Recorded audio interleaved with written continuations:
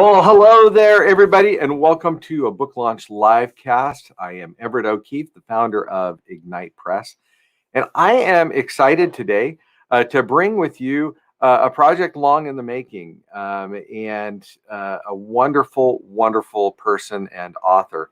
Vivian Blade is the author of the new book, Resilience Ready, The Leader's Guide to Thriving Through Unrelenting Crises.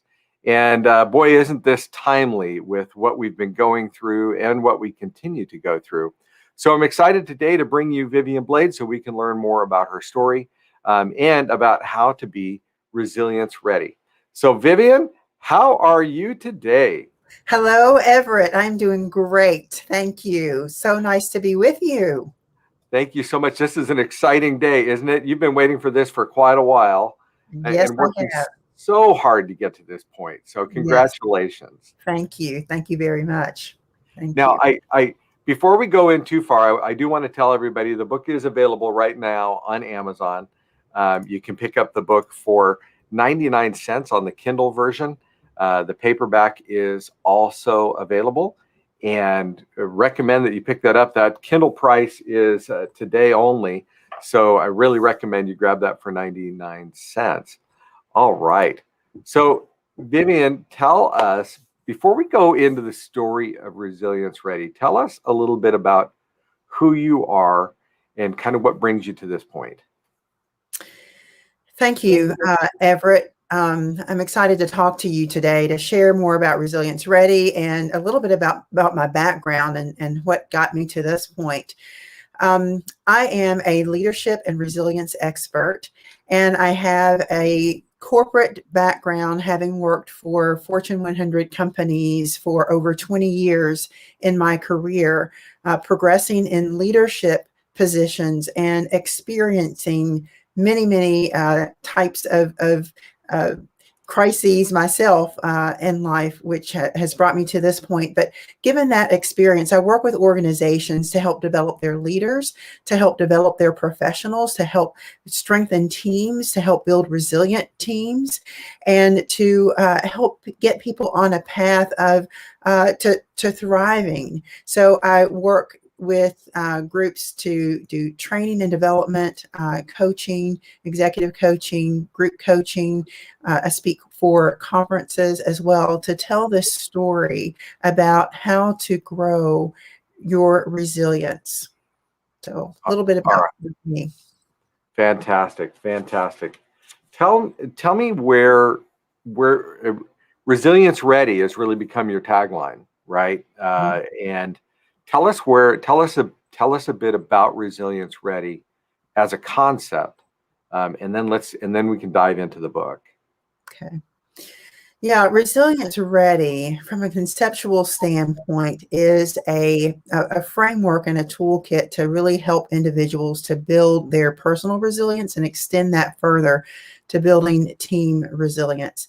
And a lot of that came from, of course, what we've been through with the COVID-19 pandemic over the past year, and a lot of my own personal experiences in my career. But as the pandemic got started and people were so concerned, including myself, a lot of fear and anxiety set in for so many organizations were struggling and trying to figure out how to navigate a crisis. And so I saw an opportunity to provide some support and some help around that. Organizations needed a roadmap. Leaders needed a roadmap. Individuals needed a roadmap and some tools to help them to get out of being stuck, to having a path forward, and to feeling internal and personal strength around just how to do that. So that's how Resilience Ready was born. And I reflected a lot back to my own experiences when I lost my job back in the last downturn several years ago, and how that put me on a different course to try to figure out what was next in my life. And personally, and then professionally, professional experiences that help me to see in the everyday work that we do as leaders and professionals in our organizations. We've got crises that are coming up all the time, and we need effective ways to navigate through those. So when you talk about the crises that we're going through, there's some various areas in your book I find quite compelling. One is you really talk about leaders failing at resilience, and you address that in your book. Can you share with us why leaders struggle with resilience, with that flexibility and the ability to recover in tough times? Yes, certainly. You know, there are a couple of dynamics there. One is the fact that leaders really haven't been developed around how to deal with crises. Sure, organizations have crisis management plans and some protocols that those are very operational in nature. What do you do at this step and the next step? One of the leaders that I interviewed for the book talked about her experience in working for one of the airlines and how when a crisis happened, you go get the book and you follow this and you follow that and you know what the next thing is to do. But that doesn't necessarily take care of the human aspect, yourself, what you're going through, or help you to really engage and rally the people. So really those couple of dynamics, we haven't really had the development around it. And our experience is really to go get the book and go through the list, but not really connect to the humanity. Yeah, and therefore struggle in the process. Mm-hmm. Okay.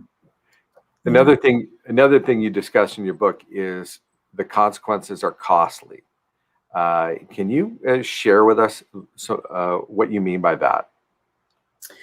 Yeah, when you fail at resilience, I'll say, or struggle, let's say struggle at resilience, some of the consequences personally are, of course, the stress that you experience on a personal level, which if you're a leader, then inhibits your ability to really support your team. Stress in organizations costs companies billions of dollars a year. And not only bottom line costs, real costs, but in human costs, in loss of productivity, in working relationships, all of that stress. So, we see that element.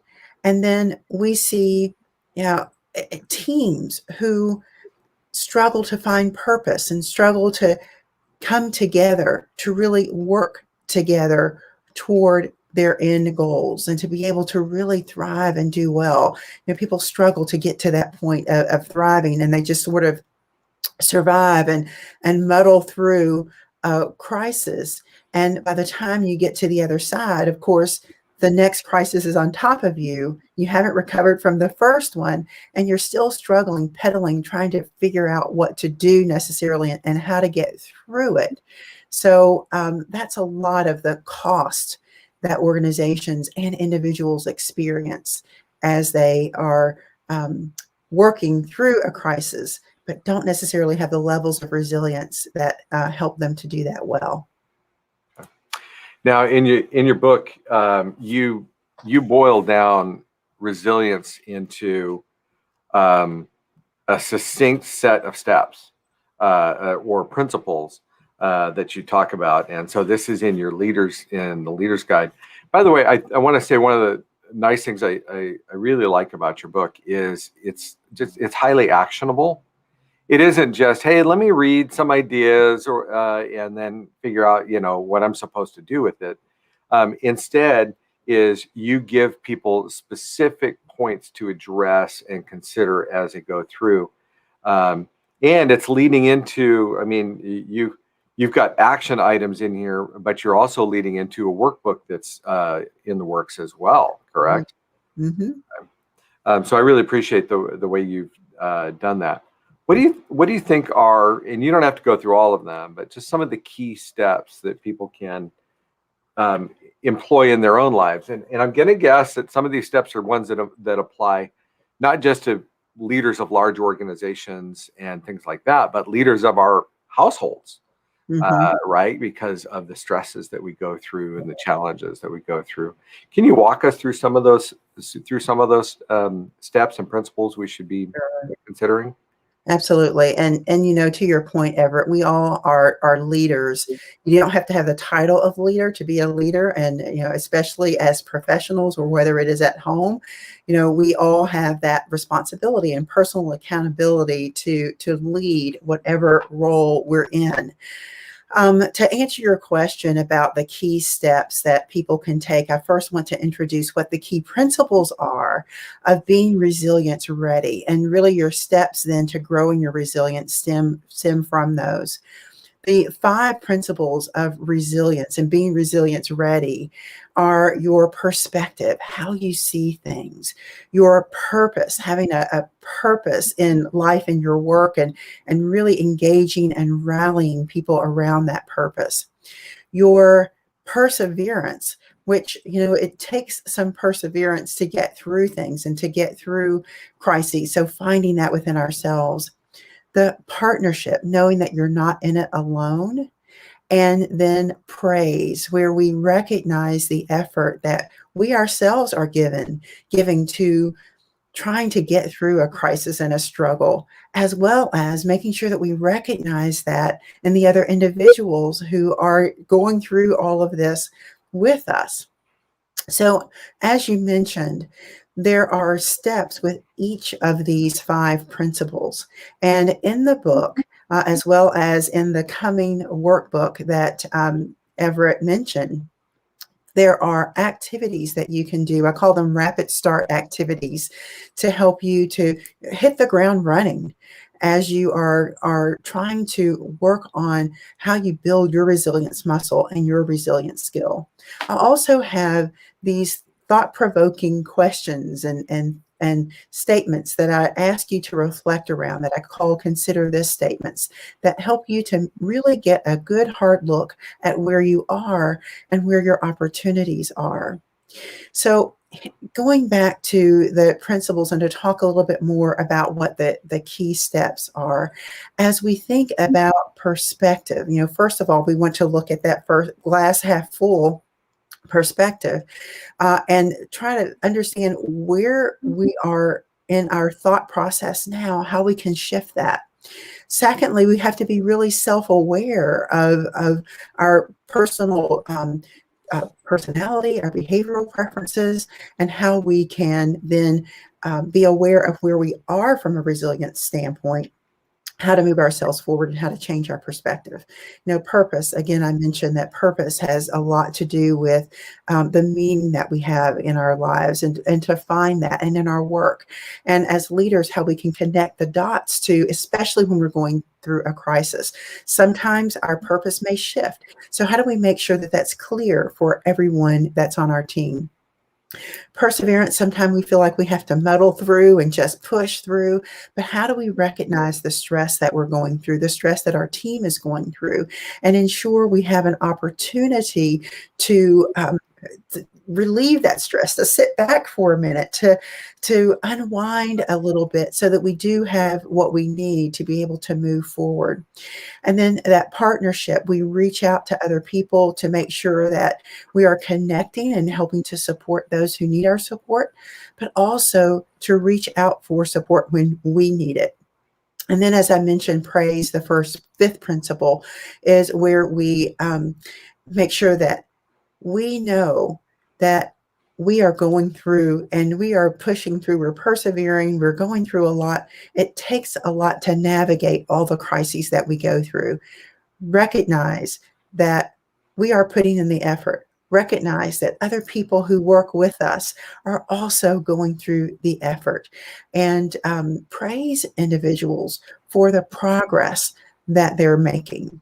So, those are just a few of the things, the strategies that are part of the Resilience Ready book and your toolkit. Excellent. So for those watching, again, the book is available right now on Amazon. You can get the Kindle version for 99 cents. That's a special launch day price, and we certainly recommend you take advantage of that. The paperback is also available. And by the way, if you don't happen to read Kindle versions typically, a couple things to know. First is your purchase of the Kindle version will very much help Vivian's launch, as we're employing an Amazon bestseller launch strategy aimed at the Kindle version. The second thing is that Kindle readers are available on pretty much every device now. Every smartphone, tablet, desktop, laptop, you can read a Kindle on everything across all those devices. So I certainly recommend that you pick that up. We're excited about it and excited to see how things move forward today in the midst of the launch. So, Vivian, this, by the way, there's someone I wanted to give a shout out to. Actually, there's some great comments here. Let me share some of them with you. Okay. Okay. So Laura Wood says, congratulations. I loved your last book and can't wait to read your newest. And I see you've got your previous book sitting up on your bookshelf too. So Fuel Forward is right there. Yes. Terrific. Vicky's got her copy. And actually we've got several people announcing that they've got their copies. Aiden is congratulating you and getting his Kindle copy. And we have here 99 cents is a deal, bought mine today. Michael Wolf, done and ready to download my copy. Terrific. And then I just wanted to let you see Kathy Fayok happens to be here, my favorite book coach. Yes. And strategic book advisor. And she is here. And she got your copy today as well. Excellent. Yes, big shout out to Kathy. Terrific. Now, a couple things here. We've got some interesting comments here. Like Michael says, hey, the stress on leaders and teams is really starting to reveal itself in my company. This book is right on time. I can't wait to read it. Laura says, hey, you know what? These are unprecedented times, and the tips and tools you provide to leaders to be resilient, ready are critical. And then let's see here. Another comment, the timing is perfect. Not only has 2020 and 2021 been challenging for obvious reasons, but there are always times in our personal and professional lives that challenge our perspectives. Boy, that is so true. Now, let's see. Chris put in a question for you. Let's go to it. What's been one of your favorite transformations that you've witnessed of a leader overcoming the overwhelm? You know, I'd have to say one of the leadership groups that I'm working with now, and you know, it's not just one individual. Being able to see and work with a collective group. So I'm facilitating and leading a leadership development program with a client. And so we have a group of professionals and leaders who are part of this program, and to talk with them about the struggles they have been through. And of course, we put our leadership development program on hold last year as things were taking shape with the pandemic, and brought it back here in 2021, focused specifically on dealing with the challenges these leaders are facing day in and day out. And what I have been able to see with this group of leaders is, one, they're all in, they're soaking everything up. But what they have gone through and what they have tried to with that so many people have experienced, of course, with the transition quickly to remote work, everyone trying to get work done and figure out what that meant, figure out what the future would be, what that meant for us even. And so to hear them talk about challenges with connecting their teams and getting work done and helping to support their team with balancing everything that was on their plates at home, with the purpose in their organization really shifting to help take care of some other dynamics during the crisis, how multiple crises have come upon them time and time again over the course of the last 12 months to 16 months. And so with that, we are really discovering, one, the power within themselves, the resilience within themselves that they had and that they were able to use and become aware of through that time. And secondly, to see how some of these principles that we've talked about, they talk about how they really connected the meaning of the work with their teams, how they worked so hard to connect and build partnership with their teams so they wouldn't feel alone.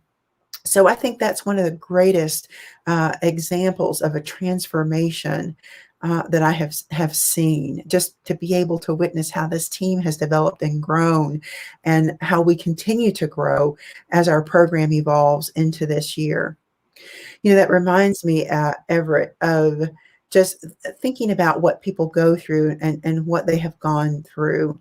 I talk in the book about these stages of crisis response that are so important for us to recognize what our typical patterns are of response and how we can, with that recognition and then embodying the resilience ready principles, to really pull ourselves through sort of the progression of some of those stages so that we can get to a point of thriving. We may start, especially because of the unknown and the uncertainty and the anxiety that we experience when we enter a crisis, really feel like a victim, feel like we're hopeless, we're helpless. There's not much that we can do to navigate through it. Then we can just kind of settle in. We sort of get comfortable a little bit that this is just the way it is, and we just sort of settle for where we are.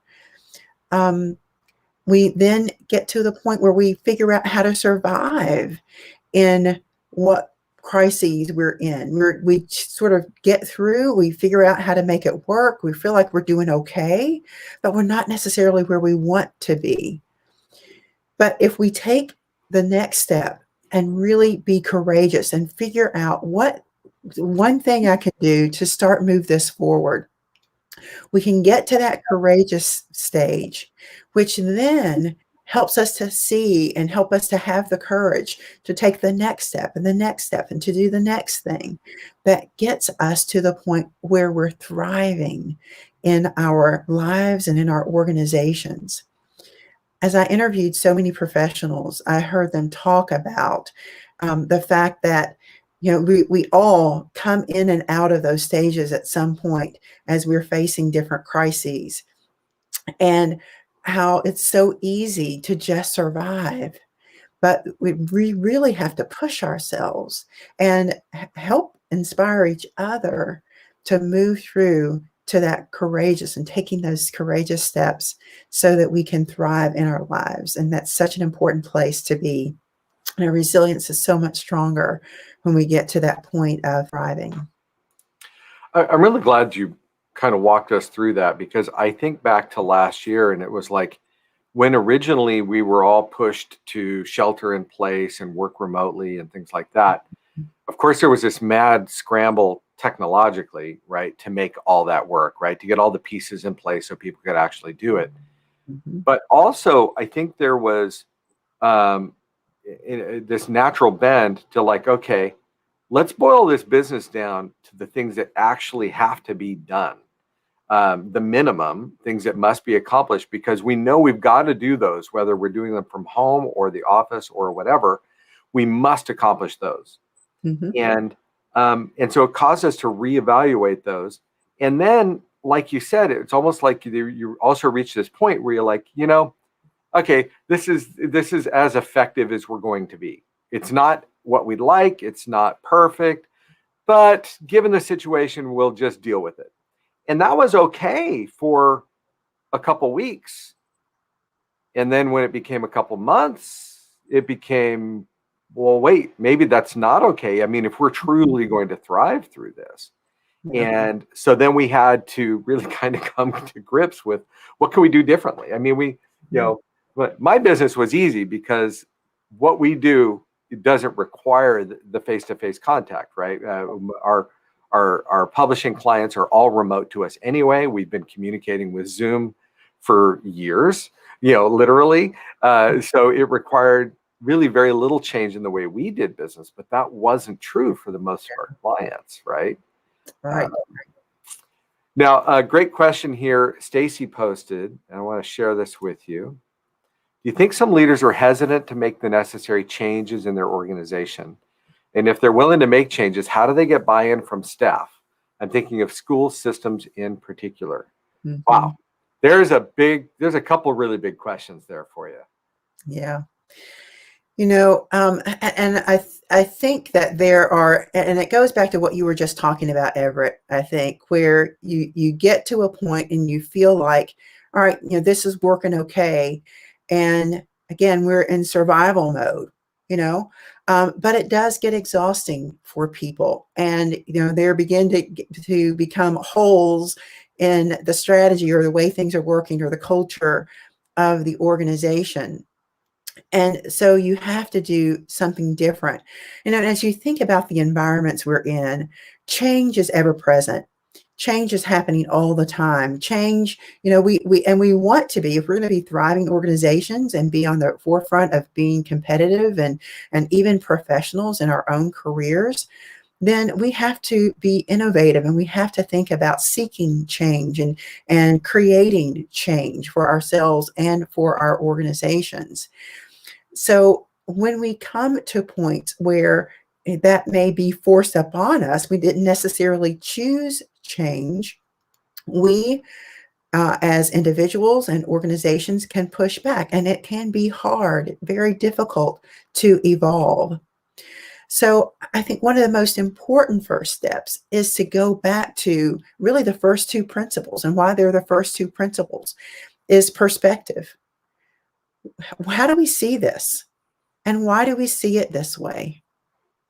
What is our vision as we think of perspective and purpose for how we want things to be different in the future? When we think about purpose, we look at what is it we are meant to do? Why are we here? That may shift during a crisis. And so, but doesn't necessarily take you away from your core mission. But your focus area may shift a little bit. So how can you help everyone understand that? Understand that what we do, the work we do, is meaningful and purposeful, and each individual person plays a role, and that really is where partnership comes into play.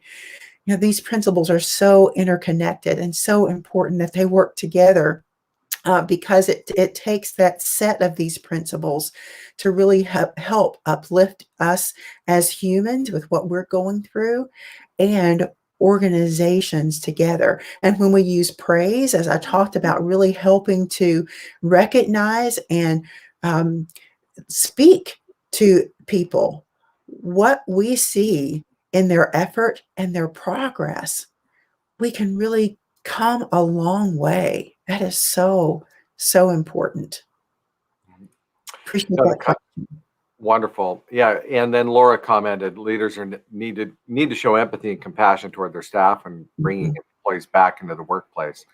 And it's interesting right now, of course, there's a lot of transition happening in schools, particularly depending upon where you are in the nation, right? With some schools still working remote, some full in classroom, some in a hybrid thing, and all of them in some state of transition to try to get back to normalcy.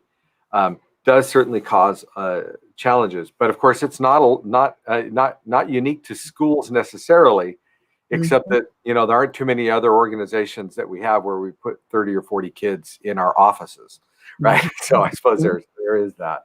Right. But I definitely see the question, especially as it for the districts.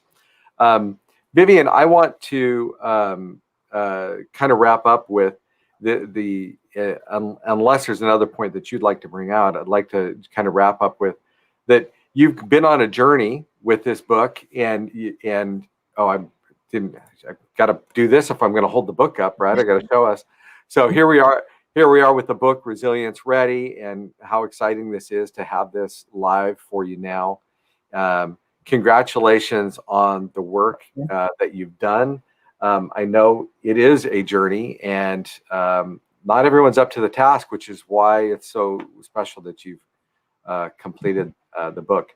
What are your plans? What do you want people to do when they've read your book? What's the next action you want them to take? Yeah. So thank you for that. Everett, want to loop back for a minute and then come to what the next step is for individuals. We face a lot of challenges in our lives, personally and professionally. And, they can be, an illness, if it's personal, an illness that someone goes through, losing a job, which is certainly what I went through, and trying to figure out and navigate what's next in the workplace each and every day. It's that we have a supplier that maybe didn't get our components that we need in on time, or if we're working with workforce, we have, and much like we've gone through this past year, workforce challenges, people not being able to get to work. We have natural disasters that happen, or the electricity goes out, or conflict even within a team. So there is a myriad of types of crises and challenges that we face. And so these principles, and knowing how to make them part of who we are and how we work, part of our culture, part of our DNA each and every day, is what Resilience Ready is all about. Your opportunity, once you have read the book, and even as you read the book, utilize it. Go through the activities that I share with you, the rapid start activities, the consider this. As you get into the workbook, once the workbook is available, there will also be deepen your readiness activities that help you to take it a step further across each of the steps that I talk about to grow your resilience across each of the principles. Work with your teams. You'll find a lot of resources that are going to be added to resilienceready.today as the website for this particular book, resilienceready.today.